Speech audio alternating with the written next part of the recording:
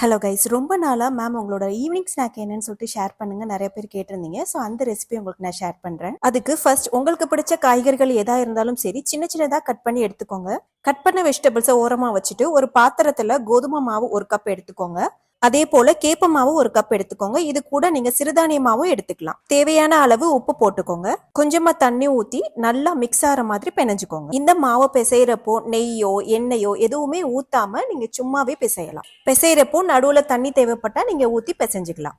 கண்டிப்பா கமெண்ட்ல மைதா மாவு சேர்க்கலாமான்னு சொல்லிட்டு கேட்பீங்க. தயவு செய்து மைதாலாம் சேர்க்க வேண்டாம். நீங்க கோதுமை மாவோ இல்ல சிறுதானிய மாவோ கேப்ப மாவு சேர்த்துக்கலாம். மாவு ரொம்ப தண்ணியாவும் கெட்டியாவும் இல்லாம பாத்துக்கோங்க. இதை நம்ம சப்பாத்தி மாவுக்கு எப்படி பிசைவோமோ அதே மாதிரி பிசைஞ்சு ஓரமா மூடி போட்டு வச்சுக்கோங்க. ஒரு பாத்திரத்தை நல்லா சூடு பண்ணிட்டு அதுல 1 டீஸ்பூன் நெய் போட்டுக்கோங்க. நெய் இல்லைன்னா 1 டீஸ்பூன் ஆலிவ் ஆயில் கூட போட்டுக்கலாம். இது கூடவே 1 டீஸ்பூன் சீரகம் போட்டுக்கோங்க. நல்லா பொரிஞ்சு வரட்டும். இதுக்கப்புறம் கட் பண்ணி வச்சிருக்க வெங்காயத்தை ஃபர்ஸ்ட் அதுல போட்டுக்கோங்க. சின்ன வெங்காயம் இல்லைன்னா பெரிய வெங்காயம் எதுனாலும் நீங்க இதுல ஆட் பண்ணிக்கலாம். அந்த வெங்காயம் நல்லா கோல்டன் ப்ரௌனா வர வரைக்கும் நல்லா வதக்கிக்கோங்க. நிறைய பேர் வெங்காயம் பிடிக்காதுன்னு சொல்லுவாங்க. அவங்க வெங்காயத்தை ஸ்கிப் பண்ணிக்கலாம். ஸோ வெங்காயம் வதங்கினதுக்கு அப்புறம் நீங்க எல்லா காய்கறிகளையுமே ஒன்னா நீங்க அதுல ஆட் பண்ணிக்கலாம். என்கிட்ட என்னென்ன வெஜிடபிள்ஸ் அவைலபிளா இருக்கோ அதை நான் இதுல ஆட் பண்ணிருக்கிறேன். உங்ககிட்ட என்னென்ன வெஜிடபிள்ஸ் இருக்கோ நீங்க இதுல ஆட் பண்ணிக்கலாம். உதாரணத்துக்கு பச்சை பட்டாணி, பீட்ரூட், பம்கின், பூசணிக்காய், சவுச்சவுக்காய் இந்த மாதிரி காய்கள் கூட நீங்க இதுல கட் பண்ணி போட்டுக்கலாம். ஸோ தட் இது ரொம்பவே ஆரோக்கியமாவும் இருக்கும். ஒரு 5 நிமிஷம் நல்லா வெந்ததுக்கு அப்புறம் உங்களுக்கு தேவையான அளவு உப்பு இதுல சேர்த்துட்டு நல்லா கிண்டி வச்சிருங்க.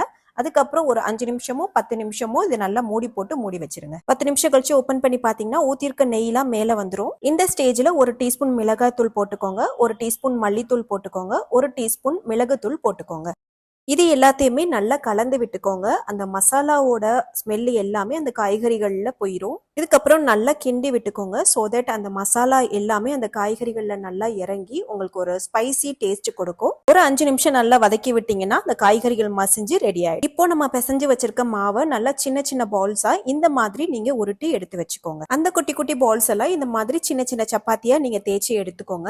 இல்ல அப்படின்னா நீங்க பெருசா நல்லா தேய்ச்சிட்டு சின்ன கப் வச்சு நீங்க கட் பண்ணி எடுத்துக்கலாம். எப்படி செஞ்சாலும் இந்த மாதிரி சைஸ்ல எடுத்துக்கோங்க. இதுக்கப்புறம் நீங்க தேய்ச்சி வச்சிருக்க இந்த சின்ன சப்பாத்தியை எடுத்து நம்ம செஞ்சு வச்சிருக்க ஸ்டஃப்ஸை எடுத்து நடுவுல சென்டர்ல வந்து 1 டீஸ்பூன் எடுத்து வச்சுட்டு ரெண்டையும் நல்லா க்ளோஸ் பண்ணிட்டு மேல நல்லா இந்த மாதிரி பவுச் மாதிரி மடிச்சு மடிச்சு எந்த இடத்துலயும் வெளியேறாத மாதிரி நல்லா க்ளோஸ் பண்ணி டைட்டா வச்சுக்கோங்க. இந்த மாதிரி ஷேப்ல எல்லாம் ரெடி பண்ணிக்கோங்க. செஞ்சு வச்சிருக்க ஸ்டஃப்ஸ் எல்லாமே நீங்க இட்லி பாத்திரத்துக்கு மேலையும் கீழையும் நல்லா வச்சுட்டு டைட்டா மூடி போட்டுருங்க. இதை ஒரு 10ல இருந்து 15 நிமிஷம் நல்லா வேக வச்சு எடுத்தீங்கன்னா இந்த கலர்ல ரெடி ஆயிடும். காய்கறிகள் பிடிக்காதவங்களுக்கு கூட இந்த மாதிரி செஞ்சு கொடுத்தீங்கன்னா கண்டிப்பா சாப்பிடுவாங்க. ஒரு நிமிஷம் இருங்க. இந்த ஸ்பைசி ஸ்நாக்கு பேர் என்னன்னு சொல்லி இதுதான் veg healthy momos. As a dietitian இதாங்க என்னோட ஃபேவரட் ஸ்நாக். வெளியே போய் அன்ஹெல்தியா சாப்பிடுறதுக்கு வீட்டுல ஆரோக்கியமா சாப்பிடலாம். இந்த மாதிரி நிறைய தெரிஞ்சுக்க லைக் பண்ணிட்டு ஃபாலோ பண்ணுங்க.